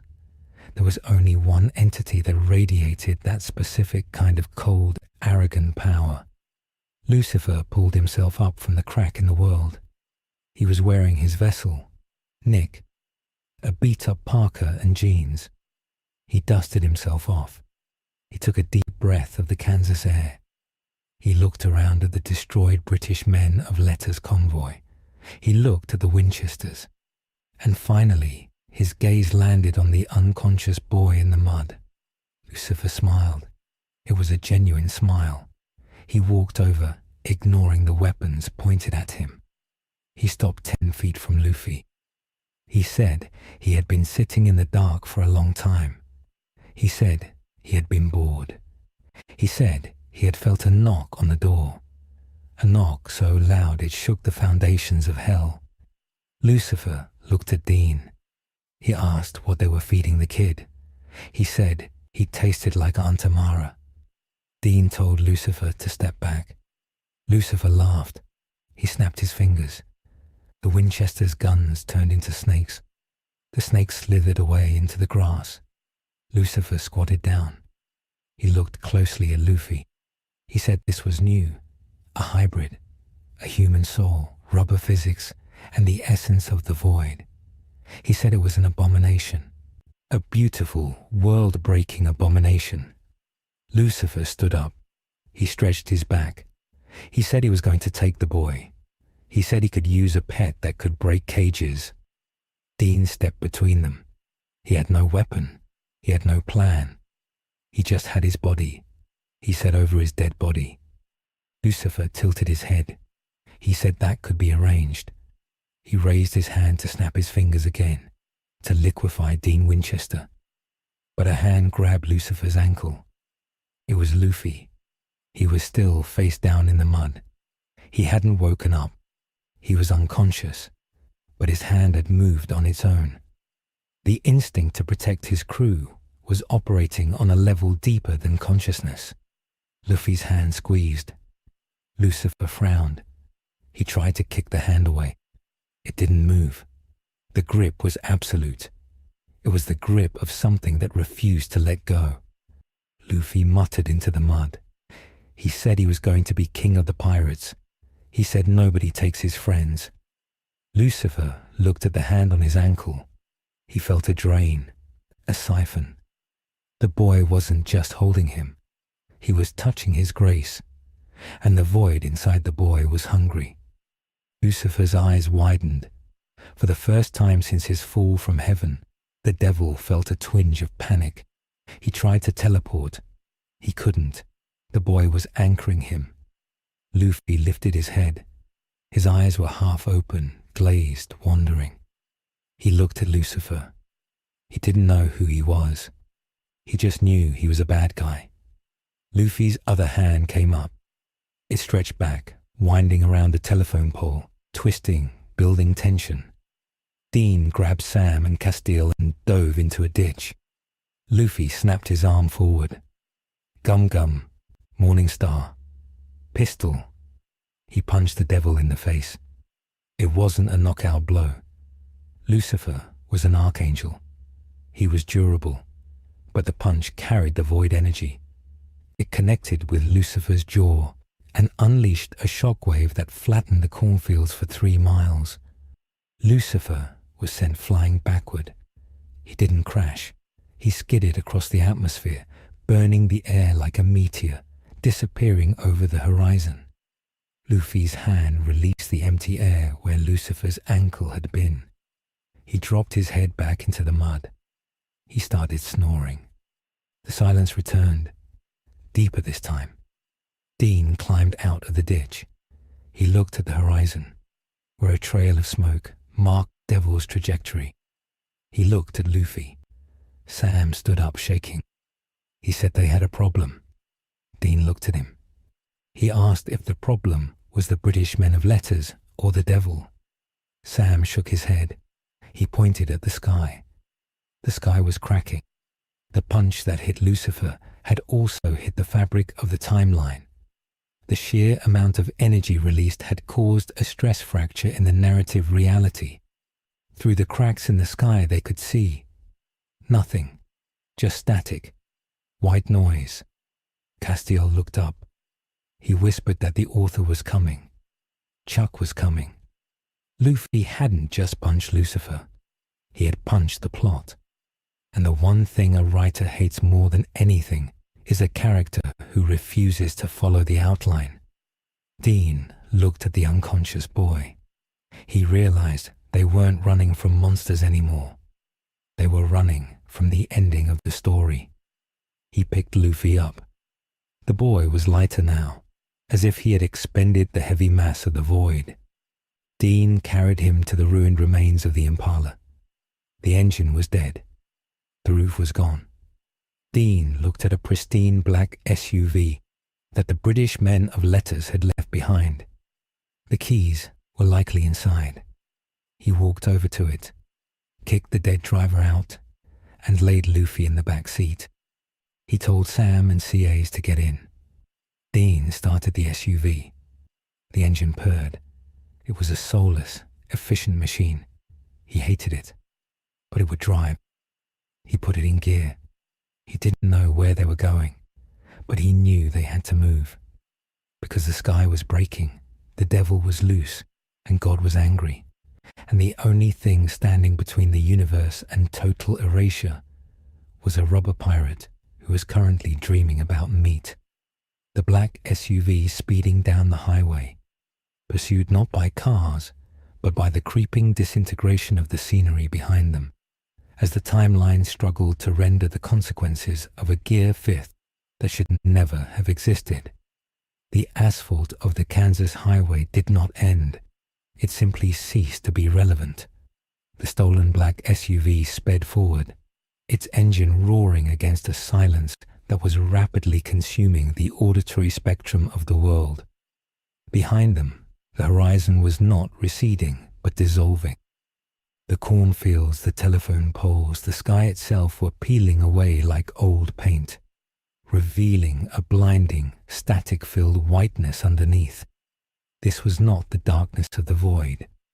This was the blank page of the unwritten, the terrifying emptiness of a story that was being deleted in real time.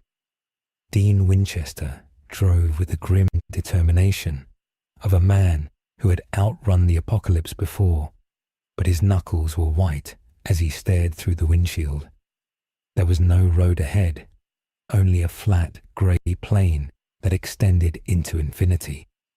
The GPS on the dashboard was displaying coordinates that didn't exist. the numbers scrolling rapidly through symbols that were not mathematical, but Enochian, then cuneiform, then pure gibberish. Sam Winchester sat in the passenger seat, the Book of the Damned open but useless on his lap. The ink on the ancient pages was running, sliding off the parchment, as if the concept of written history was losing its adhesion to reality. In the back seat, Castiel sat with his head bowed, his hands pressed against the temples of Monkey D, Luffy. The angel was weeping, not tears of saline, but tears of pure light that evaporated before they hit his coat. He could hear the universe screaming. It was the sound of structural beams snapping. The presence of the boy, a being of rubber physics and absolute freedom, now fueled by the primordial negativity of Amara, was incompatible with the narrative architecture of Chuck's creation. They were not just running from a monster, they were running from the immune system of the multiverse. Luffy was awake, but he was not present. His eyes were wide, the pupils vibrating with a chaotic rhythm. He was looking at things that weren't there. He saw the wireframes of the car. He saw the speech bubbles hanging in the air before words were spoken. He reached out and poked the air, his finger dimpling the fabric of space, as if it were a stretched canvas. He muttered that the world was too tight. He said he wanted to stretch it. Then the car stopped. Dean didn't hit the brakes. The momentum didn't bleed away. The vehicle simply went from 100 miles an hour to 0 in a single frame of existence. There was no inertia, no whiplash. The laws of physics had been suspended by administrative decree. They were in a clearing. But it wasn't a clearing in a forest. It was a clearing in the concept of location. A perfectly manicured park bench sat in the middle of the nothingness. A street lamp flickered with a warm, nostalgic amber light, illuminating a small radius of green grass that floated in the white void. Sitting on the bench was a man. He wore a cardigan, jeans, and cheap sneakers. He held a manuscript in his lap and a fountain pen in his hand. He looked tired. He looked annoyed. It was Chuck. God, the author. Dean opened the door and stepped out. The air here was sterile, smelling of old library books and ozone. He reached for his gun, but the holster was empty. He reached for his knife, but his pocket was sewn shut. Chuck didn't look up from his writing. He simply commented that violence was so predictable. He said he was trying to write an ending, but the characters kept improvising. Sam and Castiel stepped out, flanking Dean. Castiel looked at his father with a mix of fear and defiance. He told Chuck that the timeline was collapsing. He said the boy was a catalyst, not a weapon. He pleaded for a solution that didn't involve erasure. Chuck sighed and capped his pen. He looked up, his eyes devoid of divinity, filled instead with the petty frustration of an artist whose canvas had been slashed. He looked at the SUV. He looked at Luffy, who was climbing out of the back seat, stumbling on legs that seemed to bend in too many places. Chuck said that Luffy was not a catalyst. He was a typo. He was a genre error. He explained that universes were distinct for a reason. You don't put a cartoon rubber man in a noir tragedy. The tonality clashes. The physics reject each other. He said that Luffy's toon force, the power to turn imagination into reality, was a virus in a world built on consequences, suffering, and rigid rules. And then Amara had gone and poured the void into him, turning a glitch into a system crash. Luffy stood on the patch of grass. He looked at Chuck. He tilted his head. The white hair of his gear fifth form was flowing around him, but it was streaked with veins of black darkness. He didn't feel the awe that the Winchesters felt. He didn't feel the theological weight. He just felt a wall a wall that told him what to do. Luffy asked if the guy in the sweater was the one making the world disappear. Chuck smiled, a thin, cruel expression. He said he was the one who made the world appear in the first place. He said he was the one who decided that Luffy's brother died. He was the one who decided the Winchesters lost everyone they loved. He was the storyteller, and the story was over. Chuck raised his hand. He didn't snap his fingers. He didn't throw lightning. He simply spoke a sentence. He said Monkey D. Luffy ceased to exist. It was the word of God, the absolute command that defined reality. Luffy's body began to fade. The rubber flesh turned transparent. The straw hat dissolved into dust. The existence of the pirate was being edited out of the draft. Dean screamed.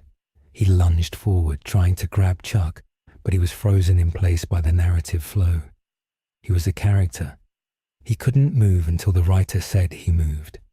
But the fading stopped. Luffy looked at his hand, which was half transparent. He frowned. He didn't like fading. It felt like losing. He clenched his fist. The transparency shattered like glass. His hand returned, solid, vibrant, and coated in a mix of armament haki and the black ink of the void. Chuck blinked. He looked at his manuscript.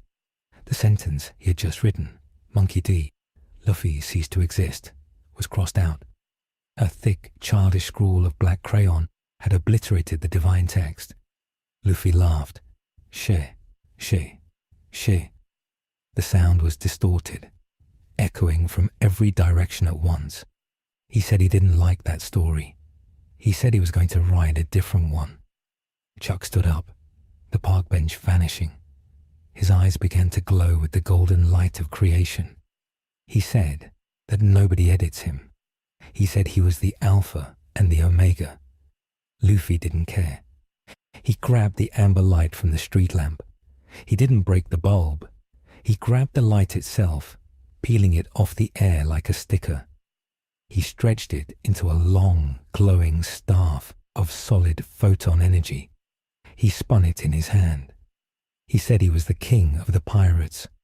Chuck unleashed his power. A wave of pure narrative force rolled over the clearing.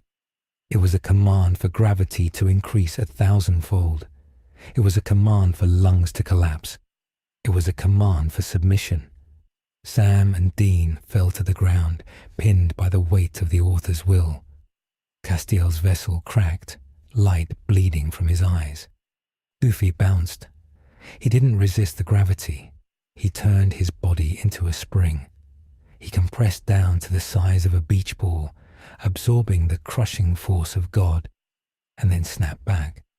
He launched himself into the air, defying the script. Gum Gum, Void Star, Whip. Luffy swung the staff of light, but as he swung it, the Amara energy inside him corrupted the weapon. The amber light turned pitch black. The staff became a tear in space. He struck Chuck. Chuck raised a hand to block, a shield of divine invulnerability forming in the air. The shield could stop the explosion of a sun. It could stop the blade of an archangel. But Luffy's attack wasn't an attack of force. It was an attack of absurdity. The black staff wrapped around the divine shield, turning the hard light into soft, pliable rubber. The shield bent, snapped, and wrapped around Chuck, binding his arms to his sides. Chuck stumbled back, looking at the rubberized barrier in shock. He shouted that this was impossible, that magic had rules. Luffy landed in front of him. He grew, he expanded. He became a giant, towering over the Creator. His eyes were popping out of his head in a cartoonish display of surprise, mocking the seriousness of the situation. He reached down and grabbed the edges of the white void. He grabbed the background. With a grunt of effort, Luffy pulled. He peeled the white nothingness away, revealing the darkness of the deep multiverse underneath. He was tearing the page that Chuck was writing on. Chuck screamed. It was a sound of violation. The stability of his creation was being unraveled by a character who refused to stay in the margins. Chuck realized the danger. This wasn't just a fight. This was a contagion. If Luffy broke the rules here, the cracks would spread to every story Chuck had ever told. The Winchesters would realize they could defy the ending. The monsters would realize they didn't have to die. Chuck focused. He stopped trying to destroy Luffy physically. He attacked the source. He reached into the ether and pulled on the thread of the void that Amara had placed in the boy. He intended to rip the darkness out, to depower the anomaly. Luffy felt the intrusion. He felt the cold hand of God inside his chest, gripping the Amara energy. It hurt. It felt like his heart was being torn out. He fell to his knees, shrinking back to normal size. He coughed black blood. Dean managed to lift his head. He saw the boy dying. He saw the bully winning. It was the same old story.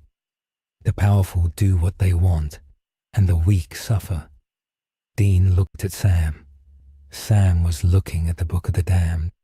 The pages were blank now, wiped by the degradation of reality. But Sam remembered. He remembered a spell he had seen years ago, a spell for binding a cosmic entity. It required a focus. It required a sacrifice of will. Sam shouted to Castiel. He told the angel to link them, to link their souls to the boy. Castiel didn't hesitate. He crawled forward, fighting the pressure. He placed one hand on Sam's shoulder, one on Dean's, and reached out to touch Luffy's rubber boot. The connection snapped into place. The soul link. It wasn't power they were giving him. Humans didn't have enough power to fight God. They were giving him context. They were giving him their stubbornness, the Winchester defiance, the refusal to stay down when the bell rings. Luffy felt the influx. It didn't feel like haki. It felt like grease, cheap beer, and brotherhood. It felt like the Impala. It felt like family. The void inside him swirled. It mixed with the Winchester grit. The chemical reaction was volatile. The darkness stopped being cold. It caught fire. Luffy stood up. The black veins on his skin turned gold. The white hair flared into a burning mane of solar fire. He wasn't just Nika anymore. He wasn't just the void. He was the eclipse that burns. Chuck recoiled, his hand burned by the sudden heat emanating from the boy's chest. He looked at Luffy with genuine fear. He saw a protagonist he hadn't created, a hero he couldn't control. Luffy looked at his fist. It was huge. It was the size of an island. He coated it in the advanced armament haki, and then he coated it in the narrative defiance of the Winchesters. He looked at Chuck. He didn't give a speech. He didn't state his dream. He simply delivered the punchline. Gum Gum. Bajrang. Paradox. He punched. The fist didn't travel through space. It compressed time. It hit Chuck in the present, the past, and the future simultaneously. The impact was silent. It was too loud for sound. The white void shattered like a mirror dropped from a skyscraper. The shards of the unwritten story flew outward, glistening with ink. Chuck was thrown backward, not just through the air, but through the meta layer of his own dominion. He crashed through the concept of the fourth wall. He flew through the darkness, tumbling past the other worlds he had created, a god cast out by his own creation. The pressure lifted. The gravity normalized. Dean gasped, air rushing into his lungs. He looked around. The white void was gone. They were standing on a jagged piece of asphalt floating in a sea of stars. The remnants of the Kansas highway drifted around them like asteroids. Luffy stood at the edge of the floating road. He was shrinking. The white hair faded to black. The steam dissipated. He fell backward, landing in Dean's arms. He was tiny, shriveled. The cost of the Gear 5th paradox was total biological exhaustion. He looked like an old man, his skin loose and wrinkled. Chuck was gone, but the damage was done. The universe was broken. The sky above them was a chaotic swirl of colors, anime skies clashing with the grey filter of the supernatural world.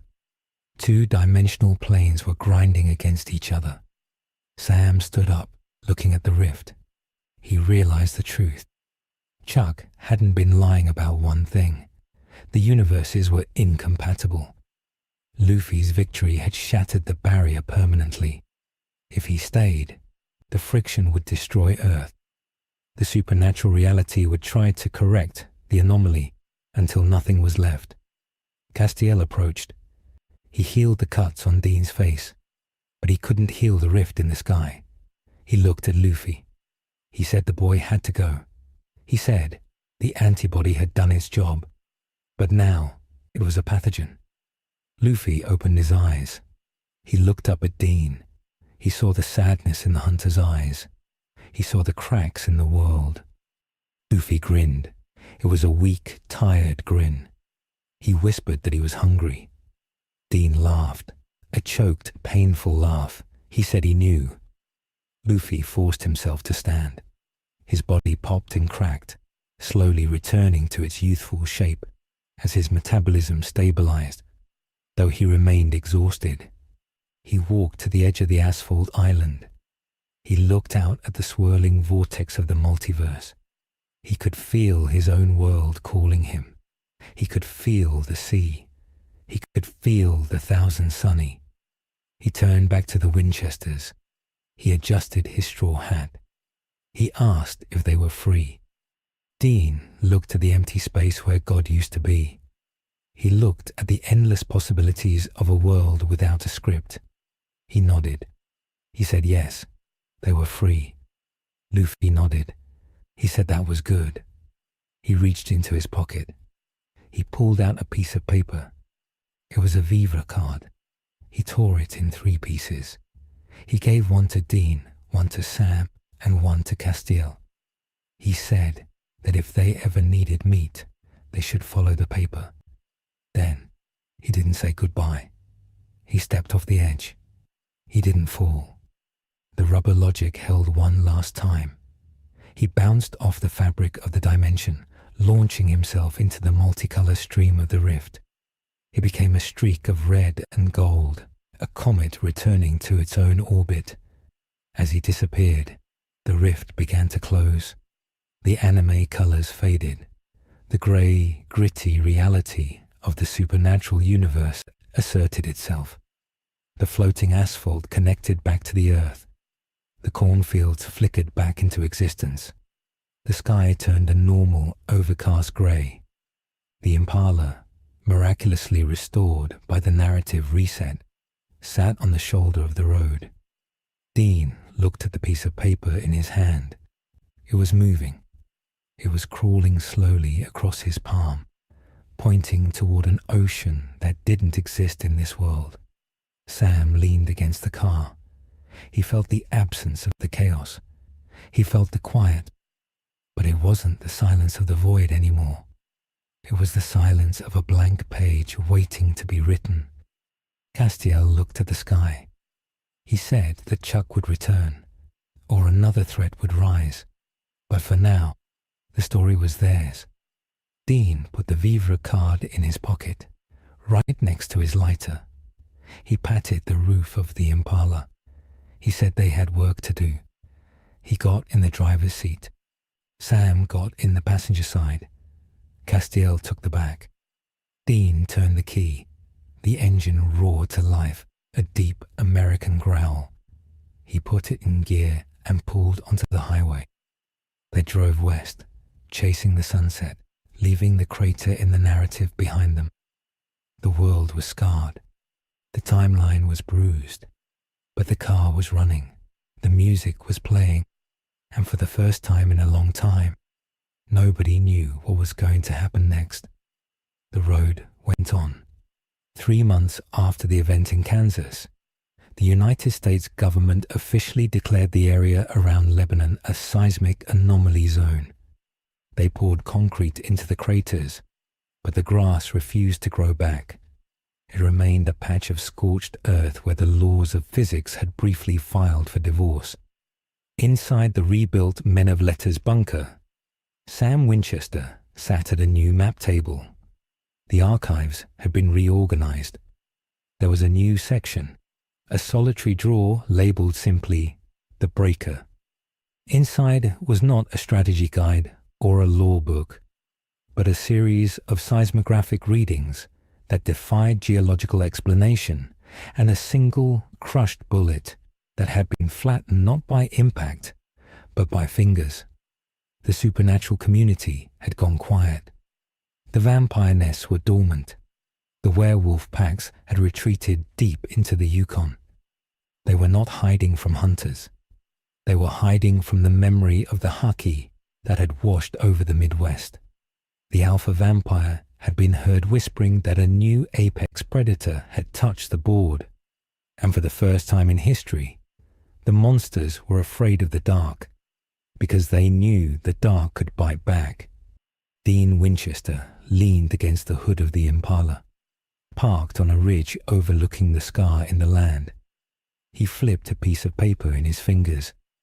The Vive card was charred at the edges, singed by the energy of the burning sun, but it was intact. It crawled slowly across his palm, pulling persistently toward a dimension that no highway could reach. It was the only compass Dean had ever trusted that didn't point north, south, east, or west. It pointed to freedom. He put the paper back in his pocket. He didn't know if they would ever see the rubber man again. He didn't know if the multiverse would survive a second meeting. But the weight of the card was a reminder that the script was gone. Chuck was gone. The ending was no longer written in stone. It was written in pencil, and they held the eraser. Far away, across the membrane of reality, in a world dominated by salt water and dreams, the Thousand Sunny bobbed gently on a calm sea. Monkey D. Luffy sat up on the figurehead, yawning loudly. He rubbed his chest, scratching the spot where a faint, shadowy scar now sat beneath the X-mark of a Kainu's burn. It was a cold spot, a souvenir from the Sister of God, a tiny reservoir of the void that would never quite fill. Sanji walked out of the galley, holding a plate of meat. He asked the captain where he had drifted off to during his nap. Luffy blinked, the memory of angels and impalas already fading into the dream logic of his mind. He grabbed the meat, tearing into it with his usual ferocity. He grinned, crumbs flying. He said he went to a weird island where the food was scarce but the guys were tough. He said he made a promise. He looked at the horizon, his eyes flashing for a split second with a depth of darkness that made the cook pause. Luffy laughed, the sound carrying over the waves. He shouted that he was going to be the king of the pirates. The sea responded, the waves rising to meet him. But the ocean seemed a little smaller now, a little less vast compared to the infinite white void he had left behind.